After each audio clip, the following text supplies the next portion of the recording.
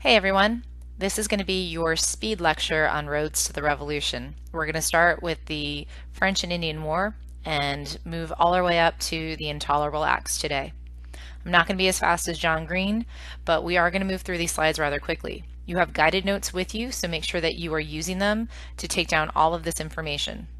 This does closely follow your textbook. It should just synthesize or make easier the information that is expressed to you through the text.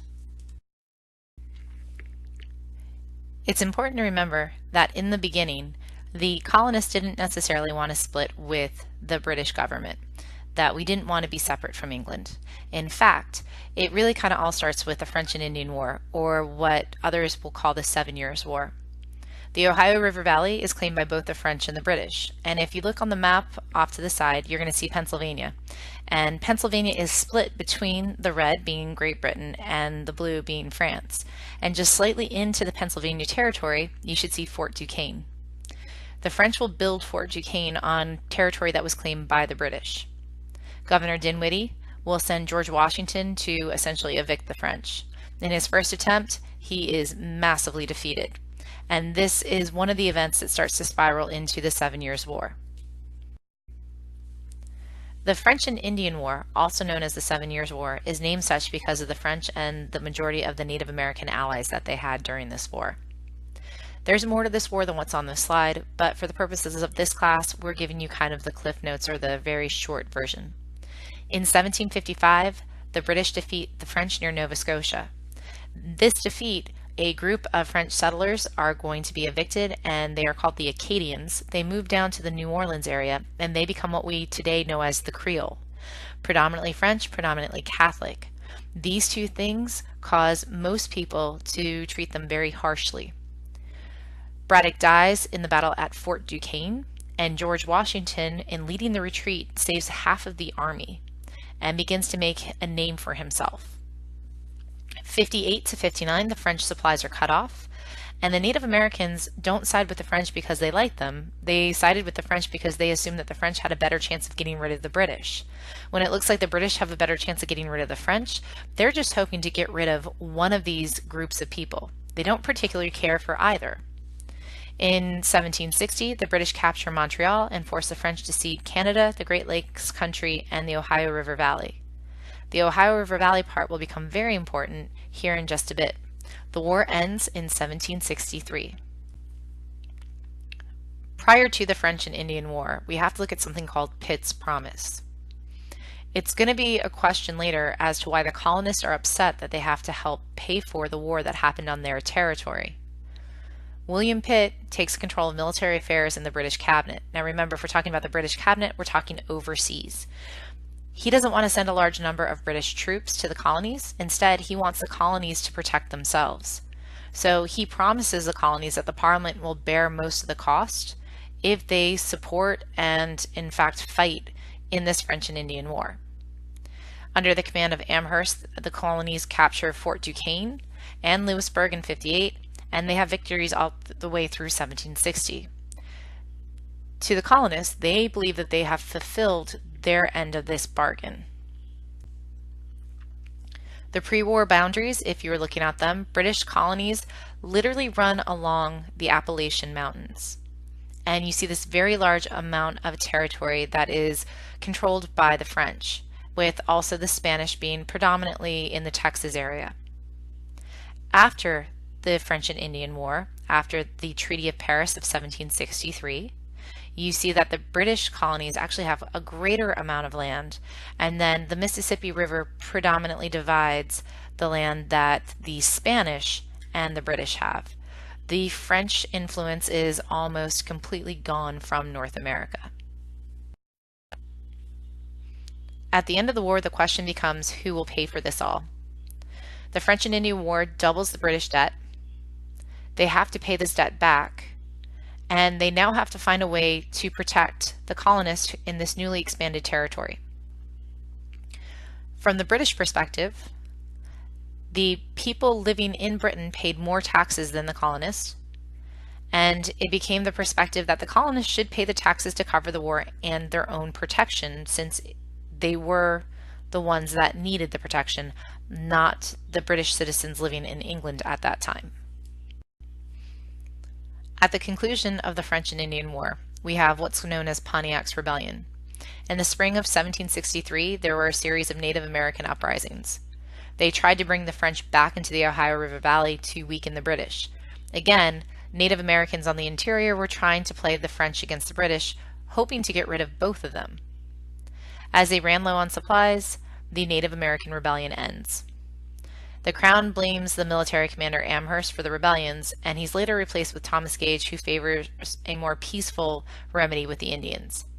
The idea was that it would be more cost effective, and ultimately it ends up limiting the expansion of the colonists. This leads to the Proclamation of 1763. Even though the British have the territory west of the Appalachian Mountains, to keep peace with the Native Americans, and to not have to protect all of these colonists that are expanding westward, they then make a statement or a proclamation that colonial settlers are to remain east of the Appalachian Mountains. Now remember, there was just a huge 7 years war over this, and the colonists are now being asked to pay it back.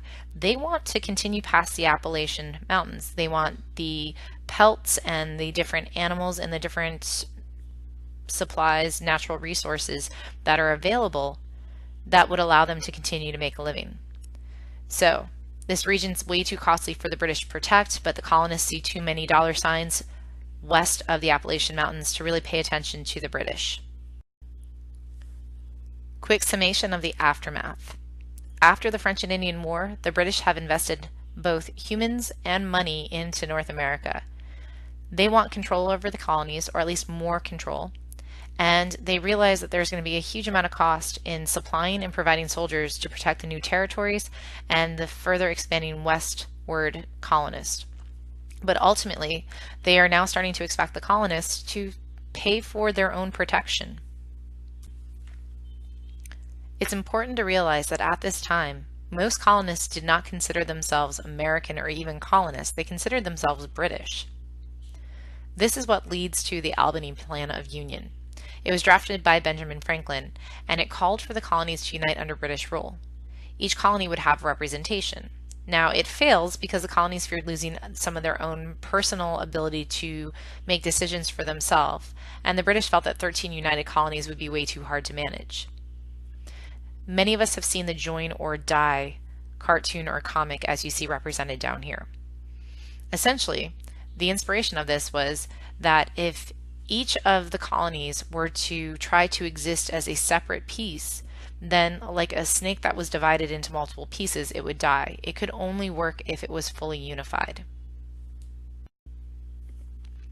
There are some differences between the British and the colonial governments, but if you look at them carefully, they still often look quite like our federal government. Now, the British government's executive was a monarch. In the colonies, they had governors, but the governors were appointed by the king. But here's the important part. The governors, while appointed by the king, were paid by the colonial legislature, meaning that they were paid by the colonists, which gave the colonists a little bit of power over their governors. Unpopular governors might not be paid. In the British government, there was Parliament, and it has two houses, the House of Commons and the House of Lords. The House of Lords were going to be the people who were inherited or had their title and power through their lineage. When we look at the House of Commons, this would have been small landowners, which also gives sense to why many people in the colonial government believed that people who owned property should have been the only ones to be represented in the government. And only a quarter of British men could vote. So very little personal representation in the legislative branch. However, the colonists had no representation in Parliament. In the colonial government, we had a two-house system, except for Pennsylvania. There was an upper house and a lower house. The upper house, appointed by the governor. The lower house had the men with property, but 2/3 of colonial men could vote. That 2/3 versus the 1/4 of British really gives you a sense that the colonial government and the people of the colonies were becoming very accustomed to having representation or a voice in the decisions that were made over them. So having no representation in Parliament was a very large deal, since the British government is going to make quite a few laws that are going to bother the colonists. At the same time, we are going to have the Enlightenment happen, and there's going to be a huge change in philosophy, especially in the colonists. An influential Enlightenment philosopher is going to be John Locke. You should have familiarity with Locke from world history. A quick review on what the Enlightenment was. During this time, people were starting to think of a new version of the relationship between themselves and their rulers, and that people had certain rights. They started to apply scientific reasoning to politics, science, and religion, and Locke really was at the forefront of this thought. As Americans, we believe in life, liberty, and the pursuit of happiness. Thomas Jefferson writes this, and we are very quick to let people know that we have these inalienable rights. But these inalienable rights are first really truly written about by John Locke. And he says that people are free, equal, and have natural rights of life, liberty, and property. Rulers cannot take those away. Locke also talks about what is known as a social contract. He states essentially that the government has the responsibility to protect the rights of the citizenry. And in return, the people promise to obey the laws and the rules that are established by their government. And this establishes what he considers ordered liberty, a government that protects the people and the people who obey the government. But he says if this contract is ever somehow broken, then the people have the right to demand either a change or a new government. A government of the people, by the people, and for the people. Government is meant to represent the people. This is a really simplified look at the social contract. Essentially, we the people give power to our government, but the government, in turn, they should give us security. If somehow this cycle is broken, then we have the right to demand a change or a new government. As previously stated, the government is limited in its power, according to Locke. Its limitation is it has the power that is given to it by the people. If the government threatens them or breaks the social contract, as stated before, people have the right to alter or overthrow it. Many of you guys have some familiarity with the causes of the Civil War, whether it was slavery or if we're talking about states' rights. But can you use this idea later? Can you bring Locke back and explain how maybe the South felt that the social contract had been broken? So why do we care about John Locke? This concept of sovereignty, having supreme power or authority. Locke's idea about sovereignty and the rights of people, they were different than they had ever been before. This idea that the common man had a right to have control to a certain degree over life, liberty, and property challenged this idea that there were kings or emperors or rulers that were preordained through God or that knew better than the average man. This was a crazy radical thought at that time. We've had the French and Indian War, and we've had a radical change in philosophy. So what causes the colonists to truly rebel against England? The first issue that we'll look at is representation.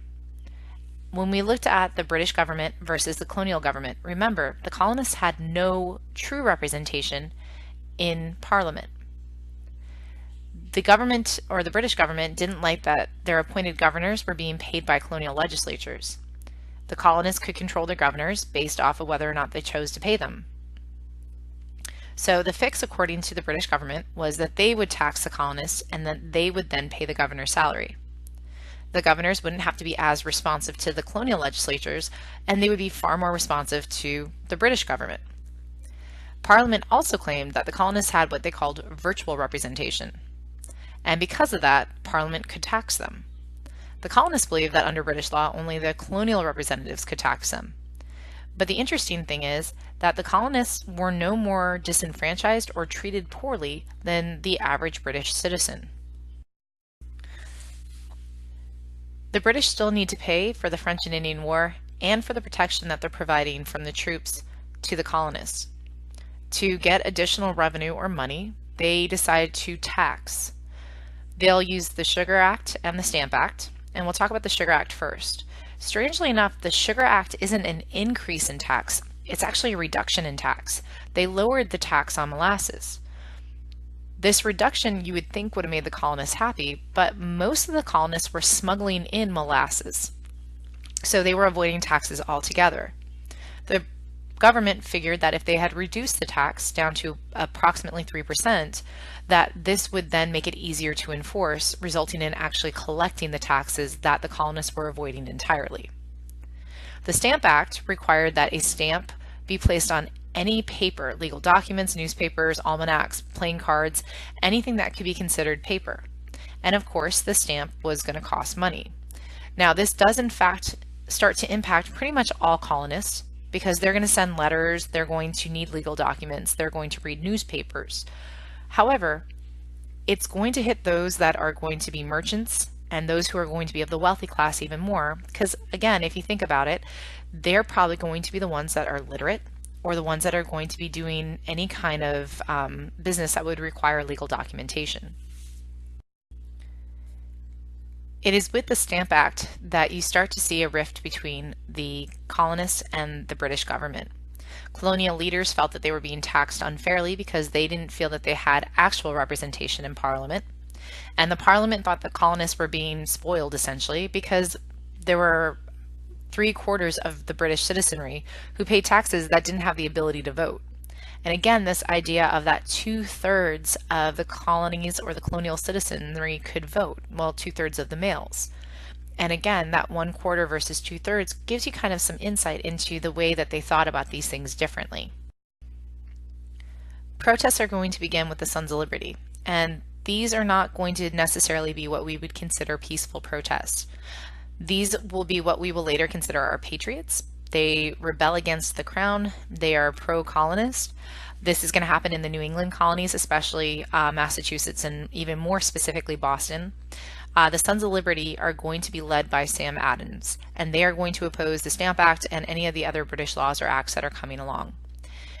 They will do things such as in 1765, they tore down the office and damaged the house of a stamp collector, and when the lieutenant governor speaks out against this, they destroy his home. Within a year, all of the stamp collectors choose to quit. Intellectual protests will be slightly different. We'll look at the writings of John Locke again, and then Patrick Henry of Virginia. He used Locke's ideas to draft the Virginia Resolve. Only the colonial assemblies had the right to tax the colonists according to Henry. On May 30th of 1765, the House of Burgess, so the legislative branch here in the state of Virginia, accepts most of the resolve except for 2 points, and 8 of the other colonies adopt similar ideas. Now, I said the state of Virginia, but again, please understand that at this time it was the colony of Virginia. But again, the House of Burgess is going to accept most of these ideas that are very much influenced by Locke. The Stamp Act Congress happens in New York in October of 65. 9 colonial delegates are going to come and they are going to look at and coordinate protests, but they're going to move away from the violent protests. They're going to do things like non-importation agreements. So these are going to be consumer boycotts of goods from Britain. We drink a lot of coffee here in the United States, but remember at this time period, tea was the colonial drink. It was from England. It was what they were used to. And so we start to heavily switch over to coffee in an attempt to boycott the very common practice of drinking tea or having tea time. John Adams actually says, tea must be universally renounced and I must be weaned, and the sooner the better. So much so that people will truly try to switch to coffee, which is more often consumed here in the United States than tea. While women at this time may not be massively influential in government, they were influential when it came to how money was spent within the home.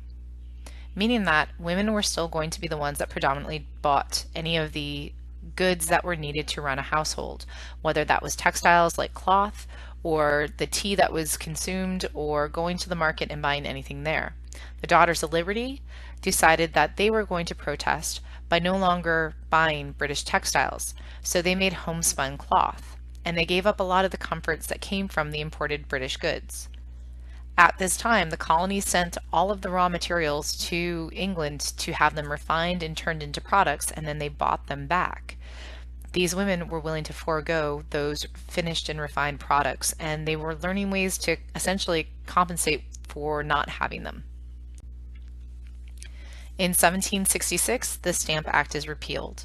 Here you can see in the cartoon that the Prime Minister, or the father of the Stamp Act, is mourning the defeat of his legislation. To this point, the other taxes have not truly worked. So instead of doing a direct tax like the stamp or the sugar tax, the British government decides that they're going to try an indirect tax, and they come forward with what's called the Townshend Acts. And this is going to be a tax on everyday items: glass, lead, paper, tea. This, again, was meant to be something that would pay the salaries of the royal governors and the judges. However, the colonists refused to pay the taxes, and they become angered at the use of the taxes to pay the salaries of the governors and the judges. They start boycotting again. The Massachusetts legislature issues what's called a circular letter that essentially denounces the townshend duties. The governor dissolves the legislature, and in 68, the ship the Liberty, which was property of Hancock, John Hancock, is seized for smuggling. So many of the merchants in the Boston area were essentially smugglers. They were bringing in goods without paying the taxes. The seizure of John Hancock, who was a notable merchant, leads to riots in Boston. The Crown sends troops to protect the customs officials, and the soldiers reside in Boston for a year and end up competing for unskilled worker jobs. In March of 1770 is the Boston Massacre, and if you look at the cartoon to the right, you would assume that this was a bunch of innocent colonists that were shot in cold blood by a bunch of British soldiers without any real provocation. However, the provocation started on the part of the colonists, who threw snowballs and also possibly some rocks and ice at the soldiers that were guarding a customs house. The soldiers fire back, and they end up killing 5 people, to include Crispus Attucks, who was possibly a runaway slave, a young man of mixed Indian and African ancestry. Samuel Adams coins this the Boston Massacre. Now, in doing so, it sheds a very harsh light on the British government, and it makes the colonies or the colonists themselves seem like victims of, again, oppressive rule. The Parliament repeals the Townshend Acts, and they keep the tax on tea. So what was mercantilism again? We look at the definition: economic policy under which a nation accumulates wealth by exporting more goods than it imports. The British at this time were importing raw materials, but they were exporting a majority of their goods back to the colonies, the finished goods. With the colonies now boycotting and not buying them, they were significantly starting to impact the British economy. The tax on tea continues, as does the boycott. The British East India Company is starting to struggle, as the colonists are not buying their tea. Parliament allows the company to sell directly to the colonies, trying to make their tea cheaper. Wealthy colonists were making money on smuggled tea, so the cheaper tea was now in direct competition with the tea that they were smuggling. In response to this, December 16th of 1773, patriots dressed as Native Americans, they boarded 3 British ships, and they dumped the tea into the Boston Harbor, later known as the Boston Tea Party. As punishment for their Tea Party, the British government creates the Coercive Acts and the Intolerable Acts. The Coercive Acts, the Parliament attempts to punish Boston and requires the port of Boston be closed until the tea and the tax are paid. The Intolerable Acts, you guys probably know of the Quarter Act, which forced any of the colonists to house British troops that were brought in to close the port, and the Quebec Act, which extended Canada's border south, cutting off lands claimed already by the colonists. This ends up actually unifying the colonies. Other colonies see these acts as a threat to their own personal freedom, and they worry, when will it be that the British government then starts to kind of impinge or start to move in on what they considered their own personal freedoms. This all seems to come to a head at the First Continental Congress. In 1774, all the colonies except for Georgia will send representatives. They begin to act together. Virginia delegate Patrick Henry gives the very quotable, "Give me liberty or give me death," and the Patriots start to establish new governments that will start to bypass Parliament. And this included farmers, artisans, common shopkeepers, the politically active. It began to include people that weren't already or normally included in the British Parliament. And they continue the boycotts.